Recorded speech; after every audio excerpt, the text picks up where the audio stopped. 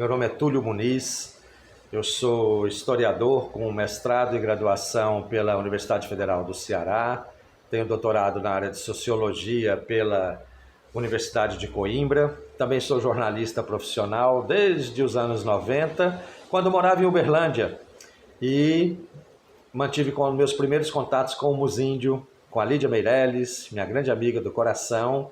Na época me recordo que Lídia era diretora de cultura da Universidade Federal de Uberlândia e eu participava como representante do movimento sindical, se não me engano, de uma delegacia regional do Sindicato dos Jornalistas que lá existia. E as reuniões sempre eram no Musíndio, né? Isso era mais ou menos 1990, a Lídia na sequência, ou 91, 92. Sei que foi na proximidade de uma incursão que Lídia fez na aldeia dos Tapirapé, os Apinauã, um povo indígena que habita o norte do Mato Grosso. Na época eles estavam todos na margem esquerda do rio Araguaia, em frente à aldeia do Bananal, porque lutavam para reconquistar uma terra onde estão hoje, nos últimos anos, no município de Confresa, mais a oeste, para dentro, digamos assim, no norte do Mato Grosso. Alguns Tapirapé ainda vivem na reserva Carajá-Tapirapé, lá em Santa Terezinha, nas margens do Araguaia, mas boa parte da população, que hoje é cerca de 800, nos anos 90 eram cerca de 500 indivíduos, vivem em Confresa.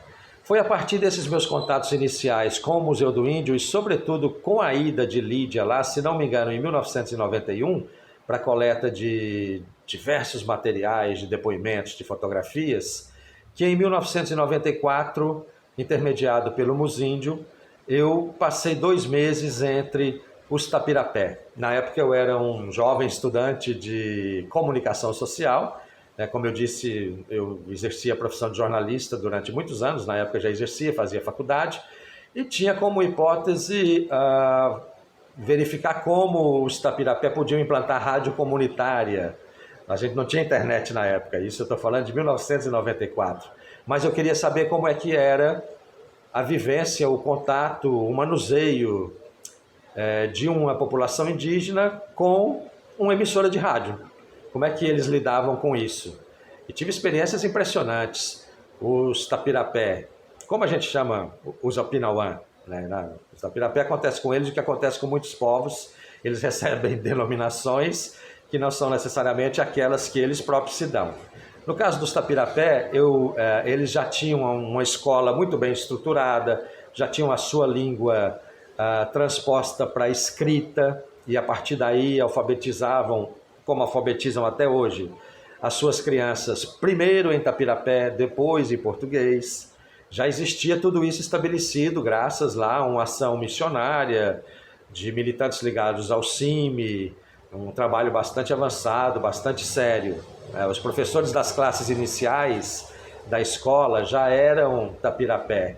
E eu via crianças de 5, 6, 7 anos que às vezes mal falavam ou nem falavam nada em português, não articulavam um diálogo em português, mas que cantavam músicas sertanejas, Leandro e Leonardo, Chitãozinho e Chororó, essas duplas sertanejas que já estavam em voga lá nos anos de 1990.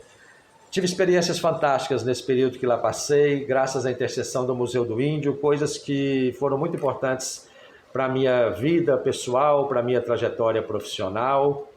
Tive a oportunidade de, entre eles, durante os quase 2 meses que lá fiquei em 1994, fazer um documentário fotográfico cujo resultado está no Museu do Índio, como um acervo de fotografias, algumas até já digitalizadas.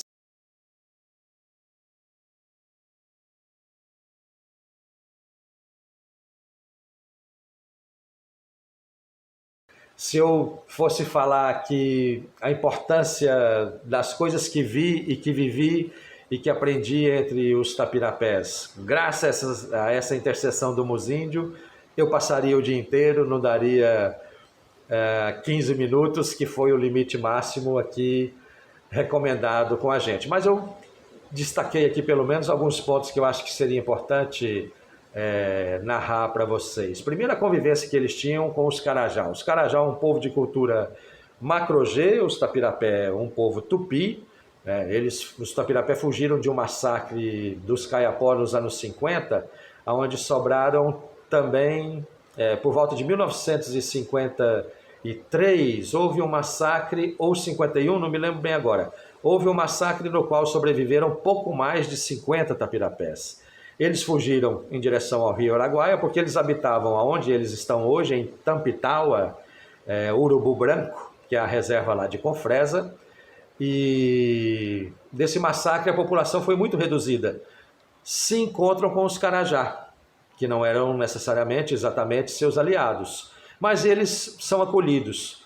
Os Tapirapé os Apinauã são um povo fantástico, de uma docilidade, de uma abertura, não só com outros povos indígenas, mas também com a população aliada envolvente, a população não indígena, desde que seja aliada, evidentemente.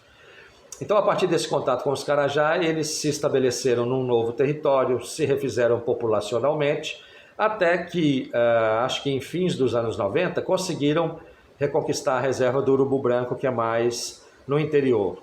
Mas na minha estadia entre eles, eu presenciei esse momento inicial. Haviam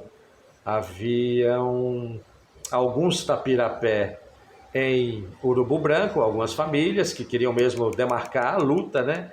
E presenciei um episódio que nunca me esqueci. Houve um surto de disenteria, algumas crianças vieram a óbito, inclusive crianças pequenas, se não me engano na época foram 2, e uma estava muito mal. Os hospitais da região não davam solução para elas, decidiram então que tinha que levar de volta para a aldeia de Santa Terezinha, nessa reserva onde eu tive a oportunidade de passar os 2 meses, para que os pajé, na época eram 3, um deles era um grande amigo meu, infelizmente já partiu, Maniaqui, para que os pajé tentassem salvar essa criança.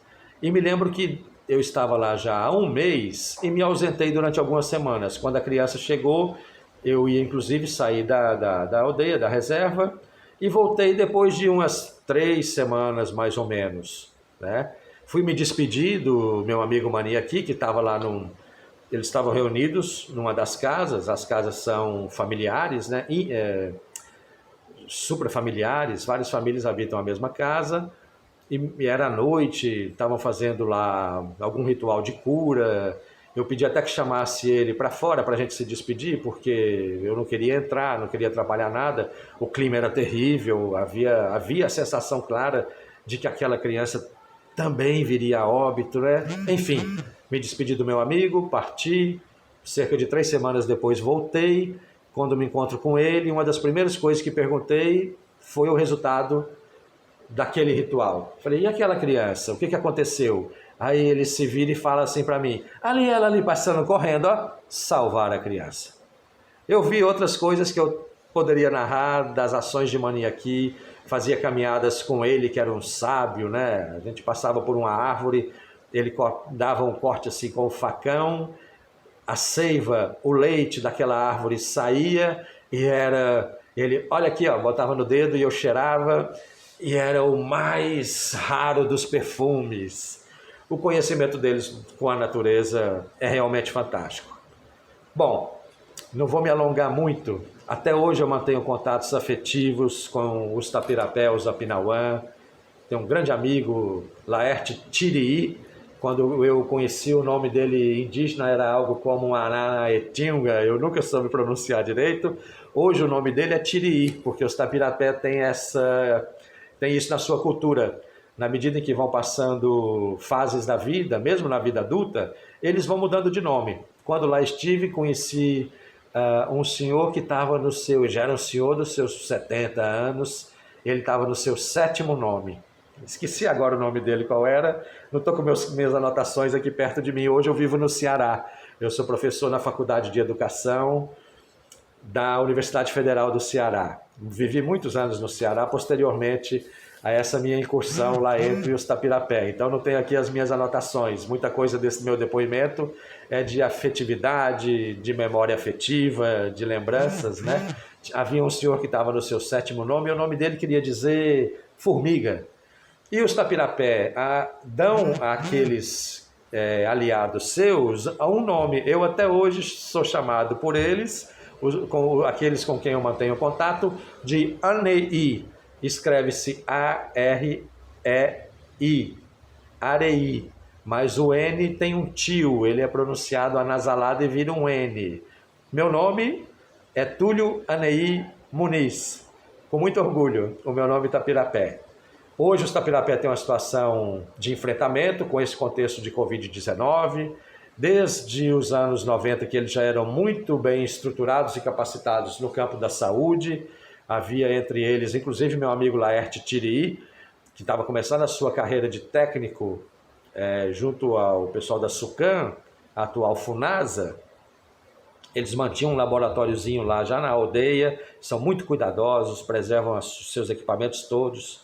Os Tapirapé, na época, eles já conseguiam detectar com exame de sangue e exame de fezes algumas doenças mais simples, e hoje eles têm uma assistência também até mais aprimorada no campo da saúde indígena. O Laerte Tirii, meu grande amigo, inclusive é técnico em enfermagem e trabalha para a SPDM, que é uma empresa que terceiriza assistência em saúde para os povos indígenas. E muitos no campo da educação, isso que eu acho que é a coisa mais importante, partiram para suas formações de nível superior, inclusive de pós-graduação, sobretudo com o contato que eles têm com a Universidade Federal de Goiás, em Goiânia, um núcleo de formação indígena, que é muito importante, né? 2 amigos mais jovens, que eu mantenho contato com eles, o Cória e o Gilson Tapirapé, acabaram de concluir os seus mestrados, se não me engano, ambos em antropologia, né? Agora em 2020. Enfim, os Tapirapé são, para mim, aquilo que foram para a minha vida, aquilo que o Darcy Ribeiro sempre dizia, né? Ninguém que mantenha um contato com um povo indígena, ainda mais se for um contato relativamente prolongado, como foi o meu, cerca de 2 meses de convivência à época, ninguém volta do mesmo jeito. Para mim eles foram muito importantes, muita coisa, até hoje na minha prática disciplinar, inclusive acadêmica, eu faço questão de colocar nas ementas história indígena, no mínimo uma introdução sobre história e educação indígena, porque acho que precisamos manter viva e ativa essa discussão em todos os campos. Muito obrigado pela oportunidade, espero que esse vídeo contemple o que estão pedindo de mim. Muito obrigado mesmo. Um grande abraço e tudo de bom. Museu do Índio, mais 30 anos no mínimo. Obrigado.